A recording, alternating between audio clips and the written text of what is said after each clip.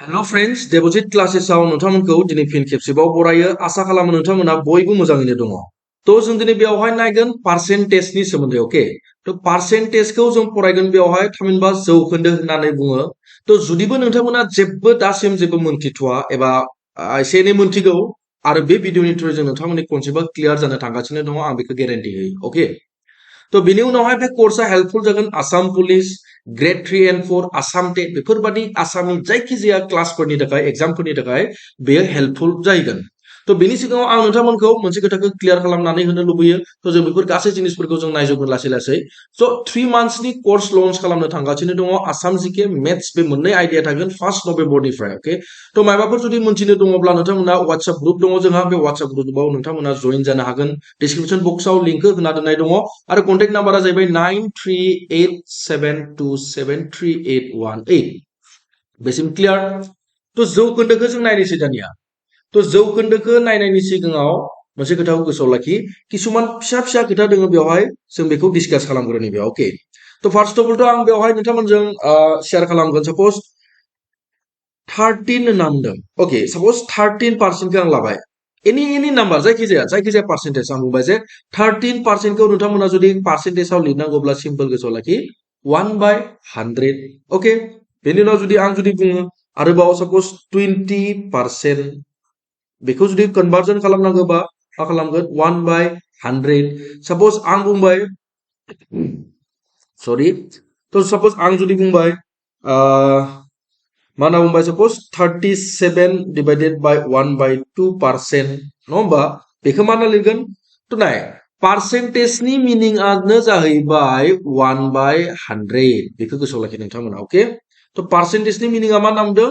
1/100 बेसिम क्लियार जादों बयबो। तो बे जाहैबाय जोंहा मेन टपिकआ। तो दानिया जों मा खालामनो हायो 13 आरो 100 खौथ' जों सेफायनो हालिया 20 आरो 100 खौ जों राननो हायो ना नङा होमबा। तो 0 केन्सेल 2 आरो 10 बेसेबां जायो बियो 5 दैट मीन्स 1/5 थामहिनबा 20% होननानै बुङोब्ला जों मा होनना लिरनो हायो 1/5 होनना बुंनो हायो जों ओके। तो बे पार्टखौ गोसोआव लाखि बेबादि जुदि थायोब्ला नङा होमबा तो बेखौ गोसोआव लाखि जे 2 थागोन गाहायनि 2 मल्टिप्लाय खालाम 37 जों प्लस 1 जाबाय बेसिम क्लियार 2 थाबाय बेसेबां जागोन 74 प्लस बेसेबां जागोन 1 दैट मीन्स बेसेबां मोनगासिनो दङ नोंथांमोना 75 डिवाइडेड बाय 2 नाय दे पार्सेन्टेजखौ कन्भार्ट खालामथ'वाखै दासिम जों पार्सेन्टेजखौ खालामगोनसो नङा होमबा। तो 75 divided by 2 into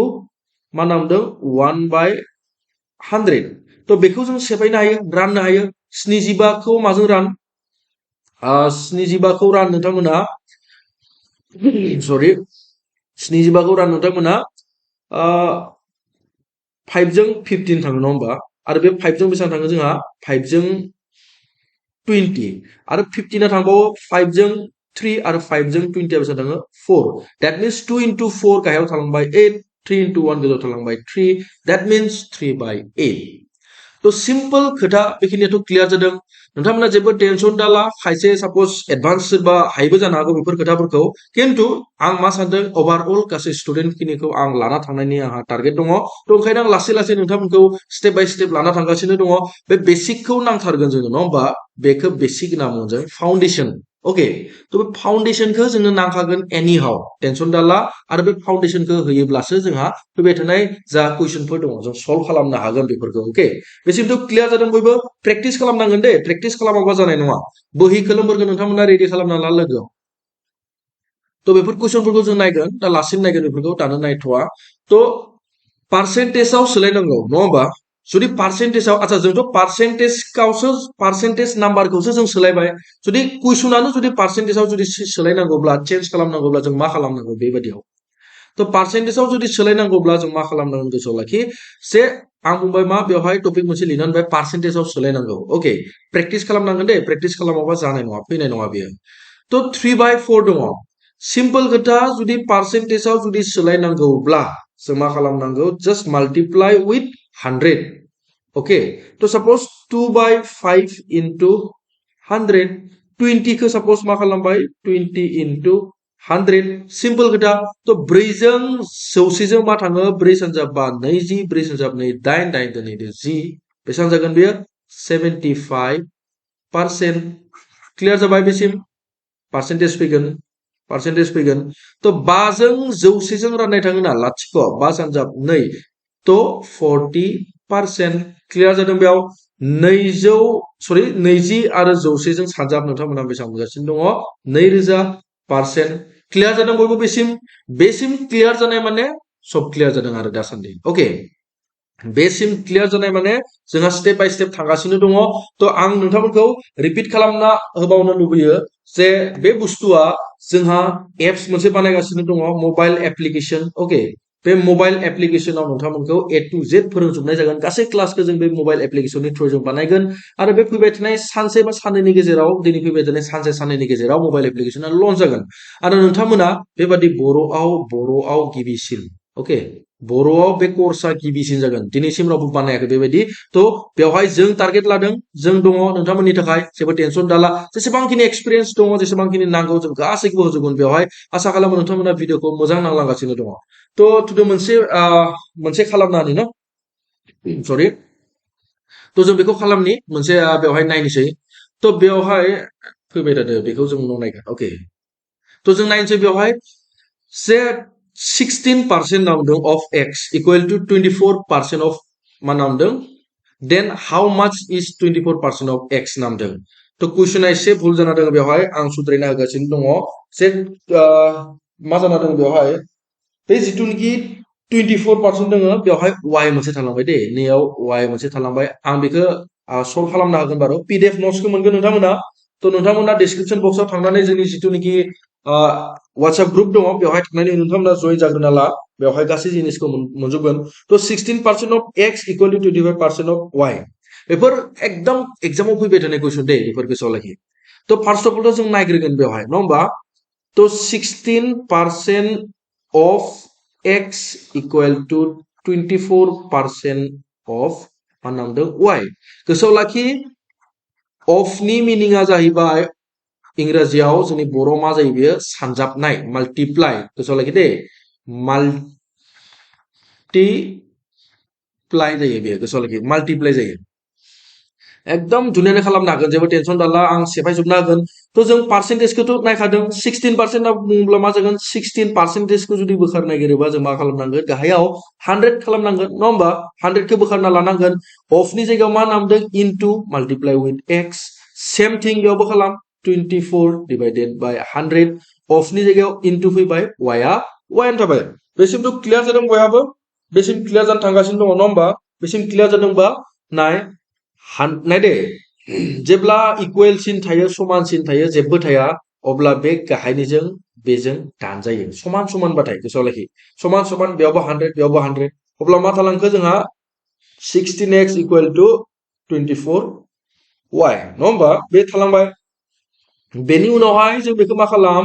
simple x divided by y खालामलाय बेखौ नोंथांमोना मा मोनो बेखौ नाय बे पार्टखौनो जों ओरैबायदिबो लिरनो हायो जे x जों मा अनजिमा दङ x जों दङ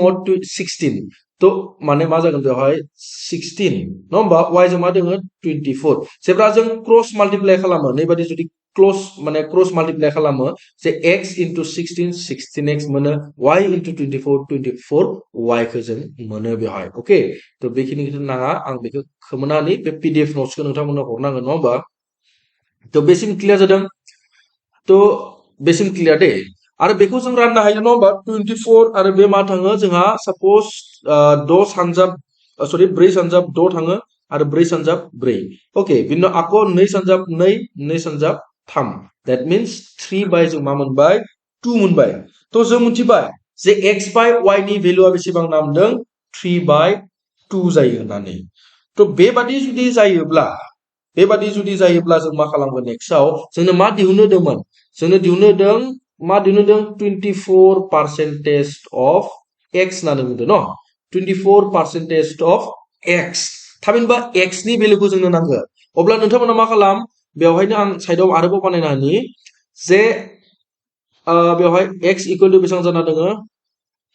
3 आरो y इक्वल टु बेसेबां जाना दङ 2 बेखौ नांथ'आ जोंनो बेखौ क्रस माल्टिप्लाइ खालामलाय नोंथांमोना मा मोनो x नि भेलुखौ दिहुननानै ला तो x माने 2x इक्वल टु 3y तो x इक्वल टू जों मा होनना लिरनो हायो 3/2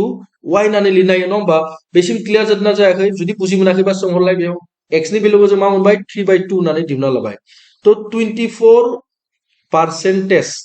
ओके of 24% of जों मा होनना लिरनो हायो 24% of x